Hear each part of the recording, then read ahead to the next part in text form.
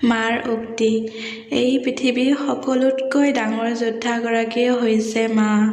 প্ৰয়োজনৰ কথা নাজানো, কিন্তু মোৰ প্ৰথম প্ৰয়োজনেই হ'ল মা।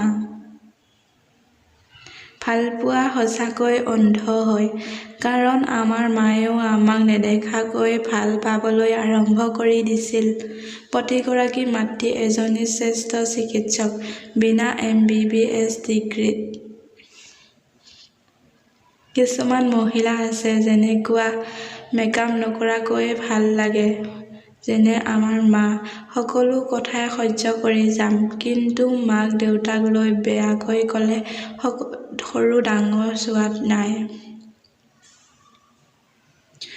জীৱনত সুখী হ'বলৈ মা দেউতাৰ পৰা আশীৰ্বাদ প্ৰয়োজন।